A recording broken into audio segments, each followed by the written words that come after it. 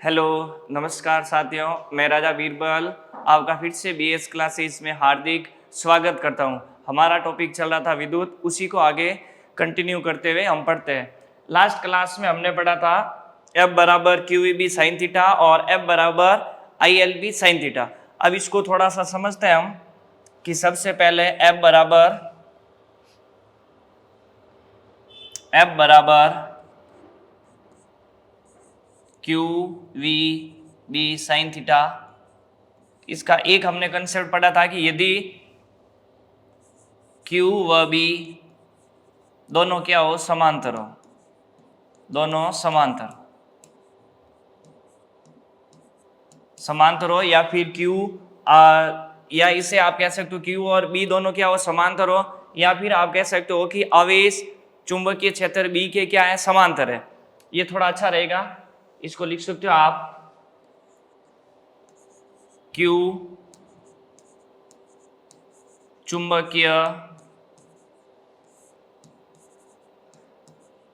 क्षेत्र के समांतर हो, तो थीटा का मान कितना हो जाएगा, 0। थीटा का मान 0, तो इसका मतलब साइन थीटा कितना हो जाएगा, साइन 0 का मान 0, तो F बराबर क्या हो जाएगा, 0। ये पहली कंडीशन हमने कल पढ़ रही की थी। आज पढ़ेंगे हम दूसरी कंडीशन, जिसमें पहले 0, फिर क्या करेंगे हम 90 डिग्री पर, इनको रखते हैं हम 90 डिग्री पर। चलते हैं नेक्स्ट। ये मान लो चुंबकीय क्षेत्र है आपका बी, ये बना लिया हमने चुंबकीय क्षेत्र बी। आवेश जा रहा आपके ऊपर की ओर यानी लंबवत, ये आपका चुंबकीय क्षेत्र बी और ये दे रखा आवेश क्यू। तो आवेश चुंबकीय क्षेत्र के क्या जा रहा है, लंबवत, यानी कितने डिग्री का कोण बन रहा है, 90 डिग्री। कितने डिग्री का कोण बन रहा है, 90 डिग्री का। तो इसका मतलब क्यू आवेश और चुंबकीय क्षेत्र के बीच का कोण कितना दे रखा आपको, 90 डिग्री। इसका मतलब थीटा बराबर कितना आपके पास, 90 डिग्री है। तो सूत्र लगेगा F बराबर Q V B sine theta. ये तो सेम का सेम रहेगा, क्यू वी बी, ये हो जाएगा साइन 90। कितना हो जाएगा, साइन 90। साइन 90 का मान कितना होता है, 1। तो अब बल का मान कितना आएगा आपके, 1, यानी बल हो जाएगा आपका धनात्मक। यह क्या हो जाएगा, बल धनात्मक। तीसरा हम पढ़ेंगे कि दोनों एक दूसरे के क्या होंगे, विपरीत होंगे। ये देखो यहाँ लिखा हुआ आपके, सबसे पहले एक लिखा है, ये दोनों क्या है, विपरीत है। तो थीटा का मान कितना होगा, 180। थीटा का मान हो जाएगा आपके 180। 3 नंबर पॉइंट पढ़ रहे हैं हम कि जब चुंबकीय क्षेत्र क्या हो, विपरीत हो। ये बना लेते हैं, ये चुंबकीय क्षेत्र बी और आवेश इसके क्या जाए भाई, विपरीत जाए। ये कोई क्यू आवेश है जो क्या जा रहा है, विपरीत जा रहा है, और ये हो जाएगा चुंबकीय क्षेत्र बी। अब देखो बी चुंबकीय क्षेत्र इधर है, लेकिन आवेश उसके क्या जा रहा है, विपरीत। इसका मतलब थीटा का मान कितना होगा, 180 डिग्री। थीटा का मान कितना हो जाएगा, 180 डिग्री। अब थीटा का मान 180 है, तो देखो इधर हमने लिख दिया F बराबर Q V B sine theta, Q V B sine theta. तो ये तो सेम रहेगा, थीटा का मान आपके पास कितना है, 180। अब देखो साइन 180 का मान निकालना है, तो 180 को आप लिख सकते हो साइन 90 प्लस 90, और साइन 90 से हो जाएगा कॉस 90, और कॉस 90 का मान कितना होता है, 0। तो देखो इधर क्यू वी बी और साइन 180 का मान आपको याद रखना कितना होता है, 0। तो इसका मतलब बल का मान कितना हो जाएगा, 0। तो आपको किन 3 कंडीशन में, पहली कंडीशन में थीटा का मान कितना प्राप्त हुआ आपका, 0। दूसरी कंडीशन में थीटा बराबर 90, और तीसरी कंडीशन थीटा बराबर 180 डिग्री। तो जब थीटा बराबर 0 था तो F का मान कितना आया था, 0। थीटा बराबर 90 था तो इसका मान कितना था, प्लस का 1, और थीटा बराबर 180 था तो F का मान कितना है आपके पास, 0। इसका मतलब जब भी पूछ ले आपको कि चुंबकीय क्षेत्र में आवेश किस ओर गति करे ताकि आपका बल अधिकतम प्राप्त हो, तो इसका मतलब कितने डिग्री पर, 90 पर बल क्या हो जाएगा, अधिकतम। ये हो जाएगा आपके अधिकतम। तो ये तीनों चीजें आपके लिख रखी है। देखिएगा इधर सबसे पहले लिखा हुआ है कि गतिशील आवेश पर F बराबर Q V B sine theta जब समांतर हो, थीटा का मान कितना होता है 0 डिग्री। तो यहाँ लिखना आपको थीटा बराबर कितना हो जाएगा 0 डिग्री दे रखा है। दूसरी चीज आपको दे रखी है कि यदि ये क्या हो विपरीत हो तो F बराबर कितना हो जाएगा 0 और लंबवत हो तो क्या हो जाएगा 1। इसका मतलब F का मान कितना हो जाएगा अधिकतम। फिर यदि कोई कण चुंबकीय क्षेत्र में विपरीत अवस्था में है तो F बराबर 0, V बराबर 0 और तीनों क्या हो जाएगा 0। इसी प्रकार आपको दूसरी चीज याद रखनी है कि F बराबर होता है ILB साइन थीटा। F बराबर क्या होता है ILB साइन थीटा। तीनों कंडीशन इसमें भी हम देख लेते हैं। देखिएगा इधर F बराबर पहला सूत्र आपने पढ़ा था Q V B sine theta और दूसरा F बराबर ILB साइन थीटा। अब इसी में पहली कंडीशन कि धारा चुंबकीय क्षेत्र के क्या हो समान दिशा में हो या समांतर हो। तो देखो पहली कंडीशन बनाते हैं हम। ये पहली कंडीशन बना ली हमने। देखिएगा इधर अब कि पहला कंडीशन ले रहे हैं कि इसके समांतर जाए यानी ऐसे ही जा रही है। ये धारा I, ये हो जाएगी धारा I और ये चुंबकीय क्षेत्र B, यानी धारा किसके समांतर हो रही है धारा चुंबकीय क्षेत्र B के समांतर है। चुंबकीय क्षेत्र B के क्या है समांतर है। तो वही वापस सूत्र लगा दो F बराबर ILB साइन थीटा। थीटा का मान कितना हो जाएगा अब देखो समांतर है इसका मतलब थीटा का मान कितना हो जाएगा 0। अब थीटा का मान 0 तो साइन 0 का मान कितना होता है 0। तो F का मान कितना हो जाएगा 0। दूसरी कंडीशन में क्या हो जाएगा अब डायग्राम बनाने की आवश्यकता आपको नहीं है। तो देखो इसमें तीन कंडीशन आपको याद रखना है। यदि थीटा का मान क्या हो 0, दूसरा थीटा का मान क्या हो 90 और तीसरी कंडीशन है कि थीटा का मान कितना हो 180। अब ये कब कब होता है इधर देखिएगा थीटा का मान 0 कब होता है जब धारा क्या हो समांतर हो। धारा समांतर हो किसके तो चुंबकीय क्षेत्र B के। दूसरा धारा क्या हो लंबवत हो, धारा लंबवत हो। तीसरी चीज धारा क्या हो विपरीत हो, धारा विपरीत हो। तो इस समय आपका बल क्या हो जाएगा F बराबर 0 या F का मान क्या आएगा अधिकतम। F का मान हो जाएगा अधिकतम। यहाँ वापस हो जाएगा जब विपरीत दे रहा है F का मान 0। तो तीनों ध्यान रखना चाहे धारा हो चाहे क्या हो आवेश हो। यदि धारा आपके समांतर जा रही है तो F का मान 0 आएगा और धारा यदि लंबवत जा रही है तो F का मान अधिकतम आएगा और धारा यदि 180 यानी विपरीत दिशा में जा रही है तो भी बल का मान क्या आएगा 0। फिर हमने पहला क्वेश्चन पढ़ा था कि F बराबर होता है QVB साइन थीटा। यदि वेग बराबर 0 यानी गतिशील वेग नहीं है, यदि कोई आवेश गतिशील नहीं है यानी उसका वेग क्या हो जाएगा 0। तो वेग 0 होने पर भी बल क्या प्राप्त होगा आपका 0। बल क्या प्राप्त होगा 0। तो गतिशील आवेश पर आपका बल कार्य करता है। यदि गतिशील आवेश नहीं है तो उस पर लगाया गया बल भी कितना हो जाएगा 0 हो जाएगा। यही चीजें लिखी हुई है। देखो ये लिखा हुआ आपके कि यदि कोई कण चुंबकीय क्षेत्र में किस अवस्था में हो विराम अवस्था में हो तो उस पर लगने वाला बल कितना होगा विराम अवस्था। इसका मतलब V का मान क्या है 0। तो V 0 तो F का मान भी कितना हो जाएगा 0 हो जाएगा। अतः चुंबकीय बल गतिशील पिंड पर लागू होता है। तो ये ध्यान रखना आपको कि चुंबकीय बल किस पर लागू होता है गतिशील पिंड पर। यदि विराम अवस्था में होगा तो V का मान क्या होगा 0 और यदि V 0 है तो ध्यान रखना पूरा बल भी क्या हो जाएगा 0 हो जाएगा। चलते हैं नेक्स्ट पर। फिर आता है आपका नेक्स्ट पॉइंट चुंबकीय फ्लक्स।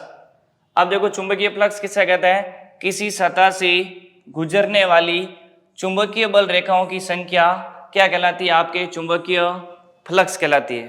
तो ये ध्यान रखना कि किसी सतह से गुजरने वाली चुंबकीय बल रेखाओं की संख्या क्या कहलाती है तो चुंबकीय फ्लक्स कहलाती है। फिर देखो इसका सूत्र ध्यान रखना फाई बराबर होता है BA cos थीटा। फाई बराबर क्या होता है भाई फाई बराबर BA cos थीटा। ये ध्यान रखना जब आपको बल पूछे तो F बराबर होता है आपके साइन थीटा आता है बीच में, और फाई बराबर क्या होता है, बी ए कॉस थीटा।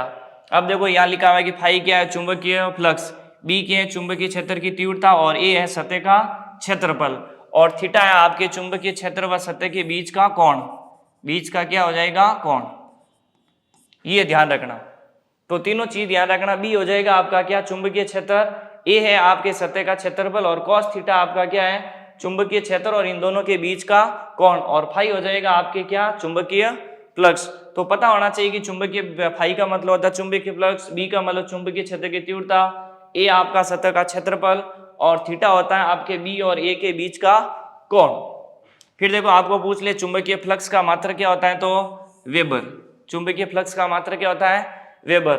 चुंबकीय क्षेत्र की तीव्रता का मात्रक क्या होता है, तो वेबर प्रति मीटर स्क्वायर। तो दोनों ध्यान रखना, सिर्फ आपको चुंबकीय फ्लक्स का मात्रक पूछ लें तो वेबर, चुंबकीय फ्लक्स की तीव्रता का मात्रक पूछ ले तो वेबर प्रति मीटर स्क्वायर होता है। दोनों चीजें ध्यान रखना भाई, चुंबकीय फ्लक्स का मात्रक वेबर, और चुंबकीय फ्लक्स की तीव्रता का मात्रक पूछ ले तो वेबर प्रति मीटर स्क्वायर होता है। फिर हम पढ़ते हैं विद्युत चुंबकीय प्रेरण। किसके बारे में पढ़ते हैं, विद्युत चुंबकीय प्रेरण के बारे में। अब देखो यदि यहाँ पर थीटा का मान क्या हो, यदि थीटा का मान क्या हो, 0 डिग्री, थीटा का मान कितना हो, 90 डिग्री, और थीटा का मान कितना हो, 180 डिग्री। अब थीटा का मान 0 यानी cos 0 का मान कितना होता है, 1, cos 90 का मान कितना होता है, 0, और cos 180 का मान होता है -1।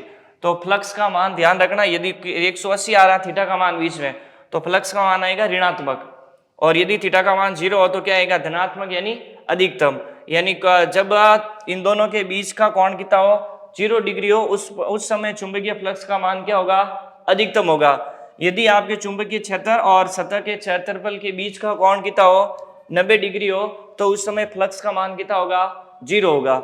फिर ध्यान रखना, यदि दोनों के बीच का कोण कितना हो, 180 डिग्री हो, तो चुंबकीय फ्लक्स का मान क्या आएगा, ऋणात्मक आएगा। तो ये तीनों चीज भी आपको साथ में ध्यान रखनी है।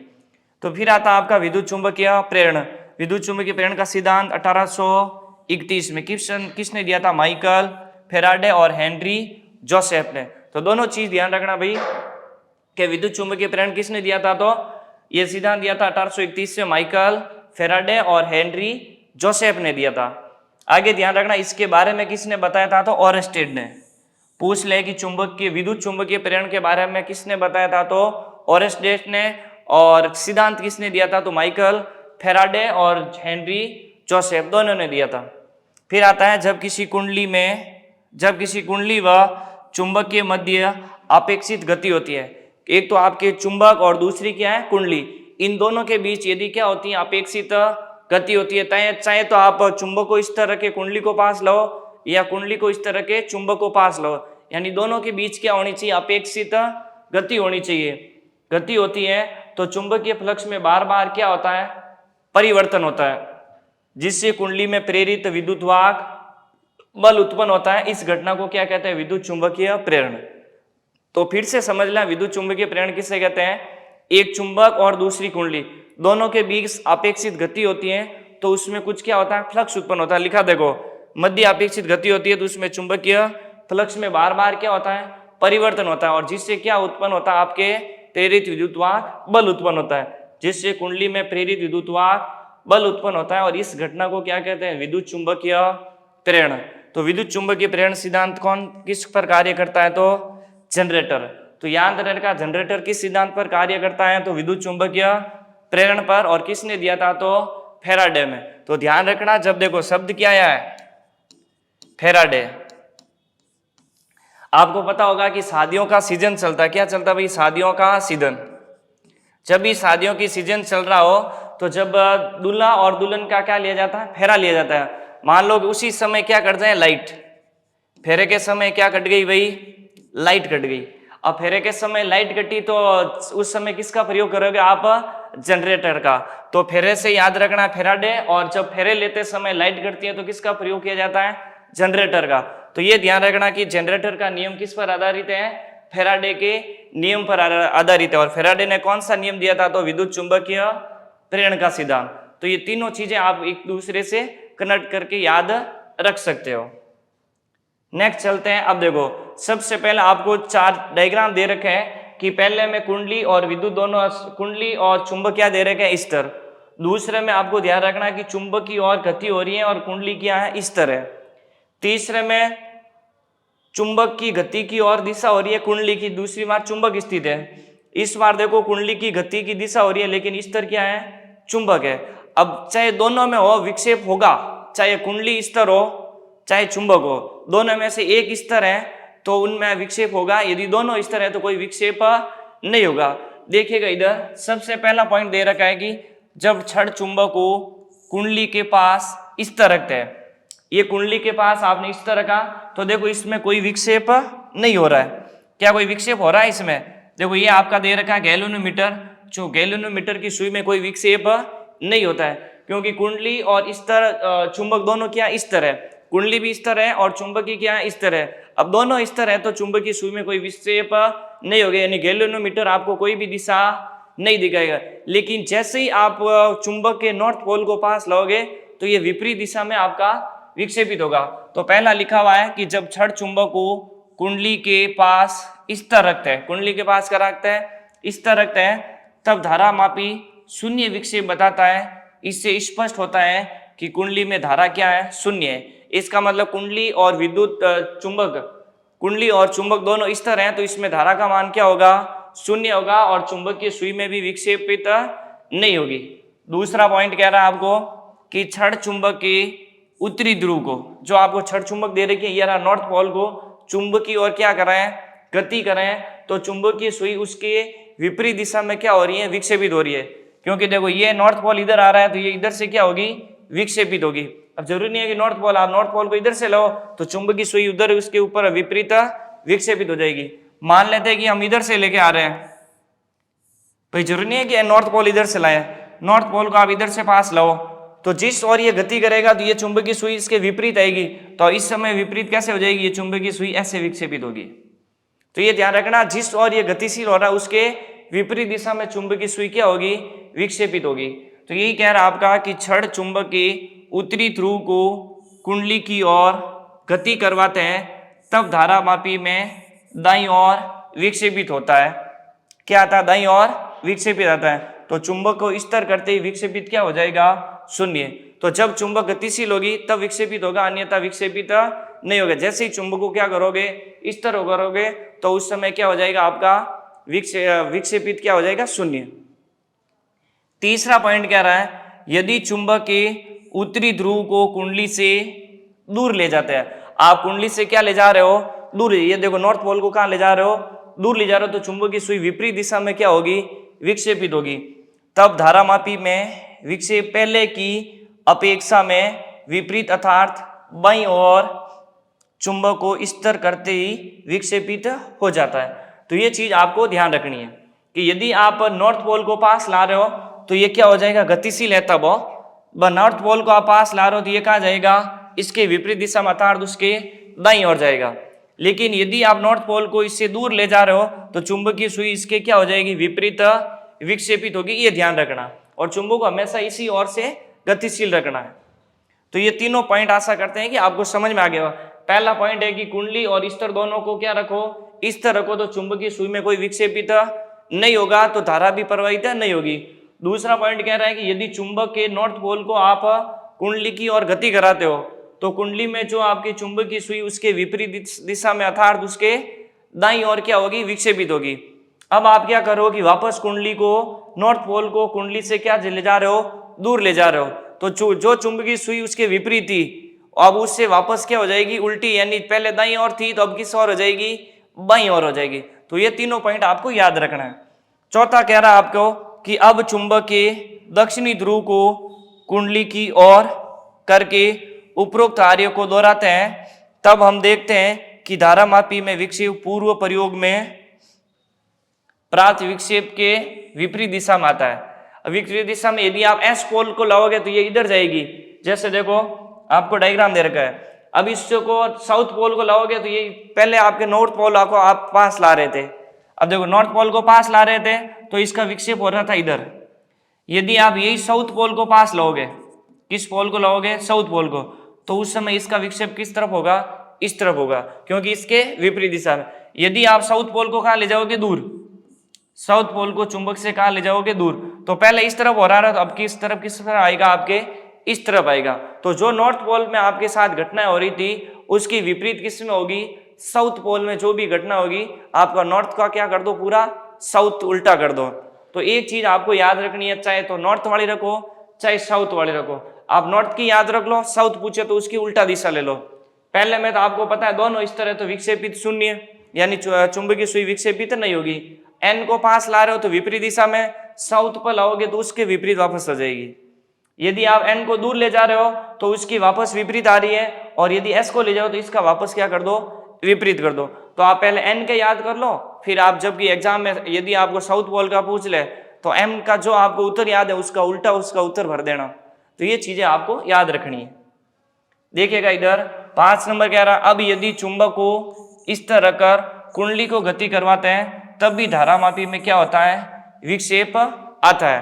तो चाहे तो आपकी कुंडली को इस तरह को या इसको दोनों में से इस तरह नहीं, दोनों में से एक को गतिशील रखो तो धारामापी में क्या होगा, विक्षेप उत्पन्न होगा। तो दोनों चीजें आपको ध्यान रखनी है। आगे कह रहा है जब चुंबक का एस ध्रुव कुंडली के पास लाते हैं तो कुंडली में धारा किस ओर बहती है भाई, क्लॉकवाइज। तो ये इंपॉर्टेंट लाइन ध्यान रखना भाई कि यदि कुंडली चुंबक के एस ध्रुव को कुंडली के पास लाते हैं तो धारा जाएगी क्लॉकवाइज हो जाती है, और जिससे कुंडली में एस ध्रुव बनता है। एस ध्रुव को पास लाओगे धारा क्लॉकवाइज होगी और ध्रुव कौन सा बनेगा, एस ध्रुव। जैसे ही आप धारा कुंडली को दूर ले जाते हो तो लिखा है एस ध्रुव को कुंडली से दूर ले जाते हैं तो कुंडली में धारा कैसी बनती है, एंटी क्लॉकवाइज, जो कुंडली में किस ध्रुव को, नॉर्थ ध्रुव को बढ़ाता है। तो अब देखो दोनों पॉइंट हम आराम से समझते हैं कि पहला है कि चुंबक में आप चुंबक के किस ध्रुव को पास ला रहे हो, साउथ यानी दक्षिणी ध्रुव को यदि पास ला रहे हो तो उस धारामापी में धारा कैसे जाएगी आपके क्लॉकवाइज, यानी जिस दिशा में घड़ी घूमती है उसी दिशा में क्या जाएगी, धारा बहेगी, यानी क्लॉकवाइज जाएगी। इसका मतलब कौन सा ध्रुव का निर्माण होगा, एस ध्रुव का। यदि आप एस ध्रुव को दूर ले जाओगे तो धारा हो जाएगी एंटी क्लॉकवाइज। पहले यदि पास ला रहे थे, यदि चुंबक के एस ध्रुव को आप पास ला रहे हो तो धारा हो जाएगी क्लॉकवाइज, और एस ध्रुव को दूर ले जा रहे हो तो धारा हो जाएगी एंटी क्लॉकवाइज। पास लाओगे तो साउथ पोल बनेगा और दूर ले जाओगे तो नॉर्थ पोल बनेगा। ये दोनों पॉइंट याद रखना, पास लाए साउथ, दूर गए नॉर्थ, पास लाए क्लॉकवाइज, दूर गए एंटी क्लॉकवाइज। तो दोनों चीज ध्यान रखना भाई पास आओगे तो हमारे पास आओगे तो यानी हमारे क्लोज बनोगे यानी क्लॉकवाइज हो गए, हमारे से दूर जाओगे तो यानी हम आपके हमारे से क्या जा रहे हो, दूर बनाए जा रहे हो, यानी हमारे प्रति हो रहे, यानी आपकी क्या दिशा हो जाएगी, एंटी क्लॉकवाइज। तो दोनों ध्यान रखना, पास जाए तो क्लॉकवाइज और दूर जाए तो एंटी क्लॉकवाइज। और ये ध्यान रखना ध्रुव कौन सा लेना है, एस ध्रुव लेना है। एस ध्रुव चुंबक के पास आएगा धारा क्लॉकवाइज, एस ध्रुव कुंडली से दूर जाएगा तो धारा क्या हो जाएगी, एंटी क्लॉकवाइज। तो ये चीजें आपको ध्यान रखनी है। फिर हम पढ़ते हैं फैराडे के नियम। तो देखिएगा फैराडे के विद्युत चुंबकीय प्रेरण के नियम, तो 2 नियम दिए थे, जिसमें पहला नियम विद्युत वाहक बल उत्पन्न होने का कारण तथा दूसरा नियम प्रेरित विद्युत वाहक बल के परिमाप के बारे में जानकारी देता है। ये हूबहू आपके 2010 की एनसीईआरटी बुक में लिखी हुई है, 2010 एनसीईआरटी में ये पॉइंट लिखा हुआ है। तो देखिएगा इधर फैराडे का प्रथम नियम, पहला नियम कह रहा है, इस नियम के अनुसार जब किसी कुंडली से सम्मत चुंबकीय फ्लक्स के मान में परिवर्तन होता है तो कुंडली में प्रेरित विद्युत वाहक बल उत्पन्न होगा। जैसे ही फ्लक्स में परिवर्तन होगा तो क्या उत्पन्न होगा, प्रेरित विद्युत वाहक बल उत्पन्न होगा। फिर कह रहा है विद्युत चुंबकीय प्रेरण की परिभाषा को प्रदर्शित करता है। क्वेश्चन पूछ लेगा कि विद्युत चुंबकीय प्रेरण की परिभाषा को कौन सा नियम प्रदर्शित करता है, तो पहला नियम, फैराडे का पहला नियम किसको, विद्युत चुंबकीय प्रेरण की परिभाषा को। फिर देखो आगे इसका निष्कर्ष क्या निकाला था फैराडे ने, कि चुंबक द्वारा चुंबकीय क्षेत्र उत्पन्न होता है। ये किस में निष्कर्ष निकाला था, पहले नियम से निष्कर्ष निकाला था कि चुंबक द्वारा क्या उत्पन्न होता है, चुंबकीय क्षेत्र उत्पन्न होता है। और जब चुंबक व कुंडली के मध्य सापेक्ष क्या होती है, गति होती है, तो कुंडली से संबंध बल रेखाओं की संख्या में भी क्या होता है, परिवर्तन होता है। यही धारा या विद्युत वाहक बल के प्रेरित होने का क्या है, कारण है। तो ये ध्यान रखना, पहले फैराडे के नियम से ये निष्कर्ष निकला था। फिर दूसरा फैराडे का नियम कह रहा है, इस नियम के अनुसार कुंडली में उत्पन्न प्रेरित विद्युतवाहक बल कुंडली से पारित फ्लक्स में परिवर्तन की दर के क्या होता है, समानुपाती। क्या होता है भाई, समानुपाती होता है, ये ध्यान रखना। तो दूसरा नियम कह रहा है, इस नियम के अनुसार कुंडली में उत्पन्न प्रेरित विद्युतवाहक बल कुंडली से पारित फ्लक्स में परिवर्तन की दर के क्या होता है, समानुपाती होता है। अब देखिएगा इधर ये लिखा हुआ है समानुपाती, किसके, पहला तो फेरों की संख्या के क्या होता है, समानुपाती, और दूसरा फ्लक्स में परिवर्तन के क्या होता है, समानुपाती। फ्लक्स में परिवर्तन की दर के क्या होता है, समानुपाती। देखो फ्लक्स में परिवर्तन की दर के समानुपाती, यही लिखा हुआ है यहाँ पर। देखो इस नियम के अनुसार कुंडली में उत्पन्न प्रेरित विद्युतवाहक बल यानी ई कुंडली में पारित फ्लक्स में परिवर्तन की दर के क्या होता है, समानुपाती। तो ये ध्यान रखना, फ्लक्स में परिवर्तन की दर के क्या होता है, समानुपाती। क्या होता है, प्रेरित विद्युतवाहक बल। तो कौन से नियम में कहा गया था कि फ्लक्स में परिवर्तन की दर प्रेरित विद्युतवाहक बल के समानुपाती होती है, तो फैराडे के दूसरे नियम में। दूसरे नियम से इन्होंने निष्कर्ष निकाला कि प्रेरित विद्युतवाहक बल या धारा का मान, प्रेरित विद्युतवाहक बल या धारा का मान बल रेखाओं की संख्या या फ्लक्स में परिवर्तन की दर पर क्या करता है, निर्भर करता है। तो ये क्वेश्चन पूछा जा सकता है कि फैराडे के कौन से नियम से प्रेरित विद्युतवाहक बल या धारा का मान बल रेखाओं की संख्या यानी एन या फेरों की संख्या भी होती है, और दूसरा फ्लक्स में परिवर्तन की दर पर भी निर्भर करता है। तो ये थे आपके फैराडे के नियम। फिर आता आपका लेंज का नियम। कौन सा आता है, लेंज का नियम। तो फैराडे के दो नियम ध्यान रखना भाई, पहले नियम से तो उसकी परिभाषा प्राप्त होती है, और दूसरे नियम से आपको ध्यान रखना कि फ्लक्स में जो आपका परिवर्तन होता है वो प्रेरित विद्युतवाहक बल के क्या होता है, समानुपाती होता है। फिर क्या कहता है, लेंज का नियम क्या कह रहा है कि प्रेरित विद्युतवाहक बल की दिशा हमेशा इस प्रकार होती है। लेंज क्या कहता है कि प्रेरित विद्युतवाहक बल की दिशा इस प्रकार होती है कि वह अपनी उत्पत्ति के कारण का क्या करता है, विरोध करता है। यानी जिससे वो उत्पन्न होता है उसी का क्या करता है, विरोध करता है। तो ये पॉइंट ध्यान रखना कि कौन सा नियम कहता है कि किस नियम के अनुसार प्रेरित विद्युतवाहक बल की दिशा हमेशा इस प्रकार होती है कि वह अपनी उत्पत्ति के कारण का भी क्या करें, विरोध कर रहे हैं। तो यह है आपका लेंज के अनुसार। तो ये किस पर आधारित है, तो याद रखना ऊर्जा संरक्षण नियम पर आधारित है। कौन सा, लेंज का नियम। फिर आगे बढ़ते हैं, विद्युत चुंबकीय प्रेरण जो कितने प्रकार का होता है, दो प्रकार का। एक होता है स्व प्रेरण, ये रहा देखो, एक नंबर हो जाएगा स्व प्रेरण, जो जिसका मात्रक क्या होता है, हेनरी। तो ध्यान रखना स्व प्रेरण का मात्रक क्या हो जाएगा, हेनरी।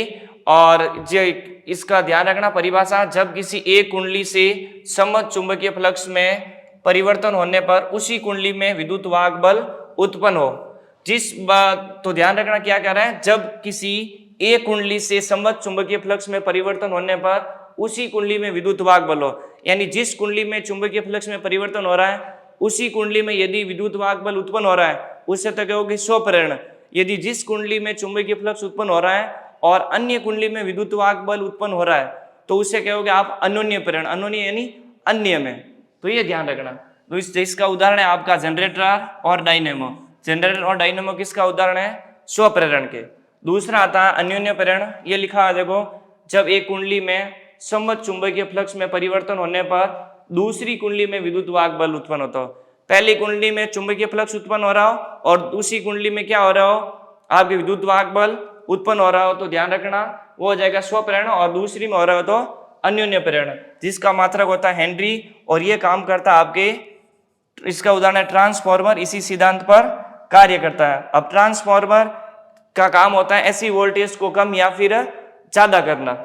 इसमें कितनी कुंडली होती है, दो कुंडली होती है। ट्रांसफॉर्मर के बारे में हम पढ़ेंगे कल। तो आज की क्लास रहेगी आपके यहीं पर, और ट्रांसफॉर्मर के बारे में हम पढ़ेंगे कल। जय हिंद, भारत माता की जय, वंदे मातरम।